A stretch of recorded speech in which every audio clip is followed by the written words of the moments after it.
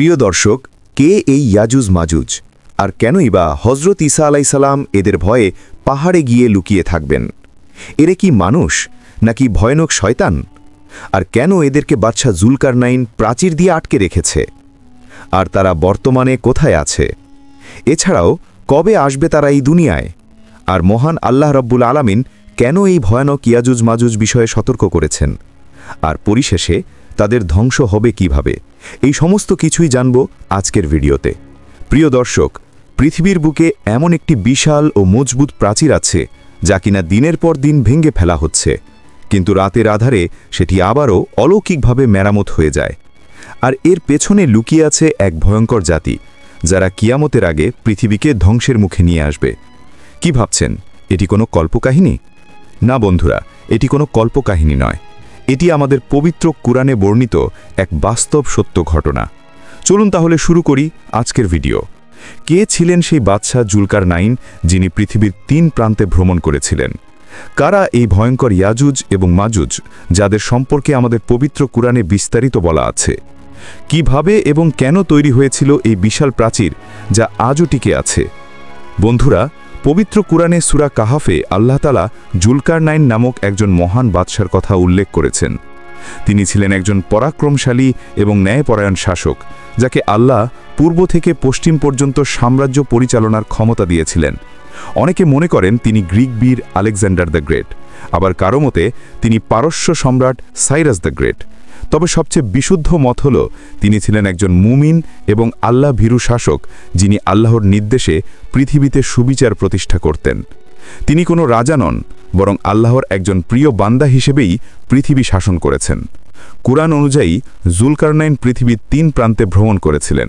প্রথমে তিনি পশ্চিম দিকে গেলেন, যেখানে সূর্যকে তিনি একটি কর্দমাক্ত জলাশয়ে অস্ত যেতে দেখলেন। এরপর তিনি পূর্ব দিকে গেলেন, যেখানে তিনি এমন এক জাতির উপর সূর্য উদিত হতে দেখলেন যাদের জন্য আল্লাহ কোনো আড়াল তৈরি করেননি। সব শেষে তিনি পৃথিবীর 2 পাহাড়ের মাঝে এক স্থানে পৌঁছালেন। সেখানেই তিনি ইয়াজুজ এবং মাজুজ নামক এক ভয়ঙ্কর জাতির সন্ধান পেলেন। এই ইয়াজুজ এবং মাজুজ ছিল মানব জাতিরই একটি অংশ, কিন্তু তাদের স্বভাব ছিল হিংস্র এবং বর্বর। তাদের একমাত্র উদ্দেশ্য ছিল পৃথিবীর বুকে বিশৃঙ্খলা সৃষ্টি করা। তারা পার্শ্ববর্তী শান্তিপূর্ণ জাতিগুলোর উপর আক্রমণ করত, তাদের ধন সম্পদ লুট করত, ফসল নষ্ট করত এবং নারী ও শিশুদের দাস বানিয়ে নিয়ে যেত। তাদের অত্যাচারে অতিষ্ঠ হয়ে সেই অঞ্চলের লোকেরা জুলকারনাইনকে নিজেদের সম্পদ দিতে চেয়েছিল, যেন তিনি তাদের এই ভয়ঙ্কর জাতি থেকে রক্ষা করেন। কিন্তু জুলকারনাইন অত্যন্ত বিনয়ের সাথে তাদের প্রস্তাব প্রত্যাখ্যান করলেন। তিনি বললেন, আমার প্রতিপালক আমাকে যে ক্ষমতা ও সম্পদ দিয়েছেন তা তোমাদের দেওয়া সবকিছুর চেয়ে উত্তম। তবে তোমরা আমাকে শারীরিক শক্তি দিয়ে সাহায্য করো, আমি তোমাদের এবং তাদের মাঝে এক শক্তিশালী প্রাচীর গড়ে দেব। এরপর জুলকারনাইনের নির্দেশে শুরু হলো এক ঐতিহাসিক এবং অসাধারণ কাজ। তিনি 2টি বিশাল পাহাড়ের মাঝখানে প্রাচীর নির্মাণের কাজ শুরু করলেন। তিনি লোকদের বললেন, তোমরা আমার কাছে লোহার পাত এনে দাও। যখন লোহার পাত স্তরে স্তরে সাজানো হলো, তখন তিনি বললেন, তোমরা হাপড় দিয়ে তাতে ফু দিতে থাকো। এভাবে আগুন জ্বালিয়ে লোহা গলানো হলো। এরপর তিনি বললেন, তোমরা আমাকে গলিত তামা এনে দাও, আমি তা এর ওপর ঢেলে দেব। এভাবে লোহা এবং তামার এক অভূতপূর্ব মিশ্রণে তৈরি হলো এক বিশাল, মজবুত এবং ইস্পাত কঠিন প্রাচীর। এই প্রাচীর ছিল এতটাই শক্ত যে ইয়াজুজ এবং মাজুজ তাদের সব শক্তি দিয়েও তা ভেদ করতে পারত না। কিন্তু এই ভয়ঙ্কর জাতি হাল ছাড়েনি। তারা প্রতিদিনই প্রাচীর ভাঙার চেষ্টা করত। তারা সারাদিন ধরে পাথর এবং হাতুড়ি দিয়ে প্রাচীরটি ভাঙত। দিনের শেষে যখন তারা ক্লান্ত হয়ে যেত, তখন তাদের একজন নেতা বলতো, আজকের মতো থাক, কালকে এসে আমরা বাকিটা শেষ করে ফেলব। কিন্তু এই ঘটনার পেছনে লুকিয়ে আছে এক গভীর রহস্য। তারা কখনো ইনশাআল্লাহ বা আল্লাহর ইচ্ছা এই শব্দটি উচ্চারণ করত না। আর আল্লাহর কুদরতে প্রতি রাতে প্রাচীরটি আবার পূর্বাবস্থায় ফিরে আসত। এই রহস্যময় ঘটনা শত শত বছর ধরে চলতে থাকল। রসুলের একটি সহি হাদিসে এই ঘটনার সত্যতা পাওয়া যায়।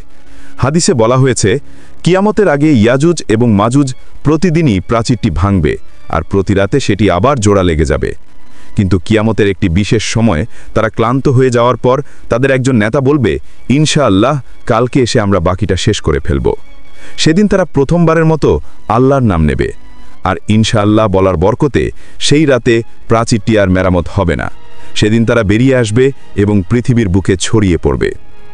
বন্ধুরা, এখন প্রশ্ন হলো, এই বিশাল প্রাচীরটি কি আসলেই বিদ্যমান? বিজ্ঞানীরা কি এর কোনো খোঁজ পেয়েছেন? আধুনিক যুগে বিভিন্ন মুসলিম গবেষক এবং প্রত্নতাত্ত্বিকরা এই প্রাচীরটির সম্ভাব্য অবস্থান খুঁজে বের করার চেষ্টা করেছেন। অনলাইনে ইয়াজুজ এবং মাজুজ সম্পর্কে যেই ধরনের তথ্য এবং আলোচনা পাওয়া যায় তার একটি বিশ্লেষণ নিচে তুলে ধরা হলো।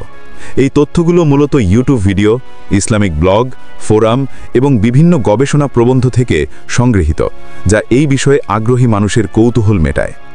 1. ককেশাস পর্বতমালা। এটি সবচেয়ে জনপ্রিয় এবং বহুল আলোচিত তথ্য। অনেক অনলাইন উৎস দাবি করে যে ইয়াজুজ মাজুজের প্রাচীরটি কাস্পিয়ান সাগর এবং কৃষ্ণ সাগরের মধ্যবর্তী ককেশাস পর্বতমালার কোনো এক স্থানে অবস্থিত। তারা দারিয়াল গিরিপথ বা দারিয়াল গর্জের কথা উল্লেখ করেন, যা দুটি বিশাল পাহাড়ের মাঝে অবস্থিত এবং প্রাচীনকালে প্রাচীর দিয়ে বন্ধ করা হয়েছিল। অনলাইনে ছড়িয়ে থাকা অনেক ভিডিওতে এই গিরিপথের ছবি ও প্রাচীন দেওয়ালের ধ্বংসাবশেষ দেখানো হয়। 2. তিয়ানশান পর্বতমালা। এই তত্ত্বটিও অনলাইনে বেশ প্রচলিত। কিছু গবেষক দাবি করেন যে প্রাচীরটি মধ্য এশিয়ার কিরগিজস্তান এবং তাজিকিস্তানের সীমান্তে তিয়ানশান পর্বতমালার বরফের নিচে চাপা পড়ে আছে।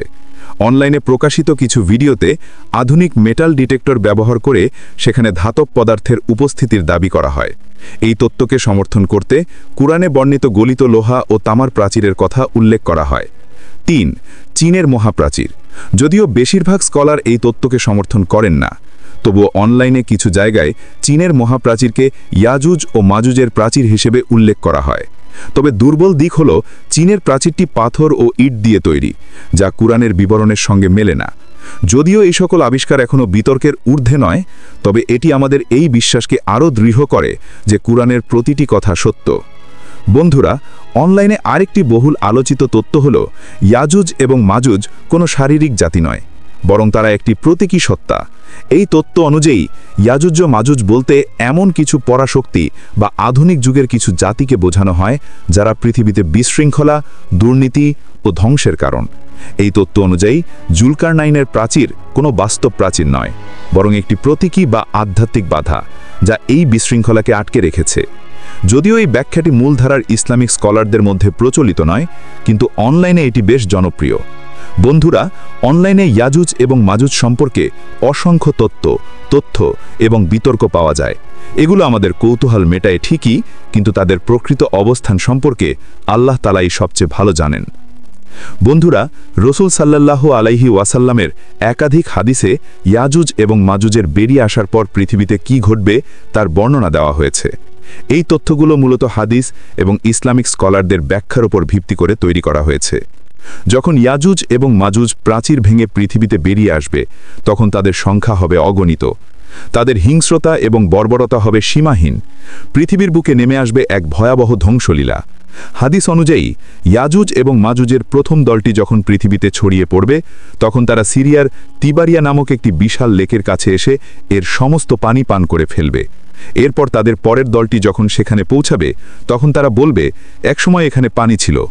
এর মাধ্যমে বোঝা যায় যে তাদের পানির চাহিদা হবে ব্যাপক এবং তারা পৃথিবীর সমস্ত মিষ্টি পানি পান করে শুকিয়ে ফেলবে।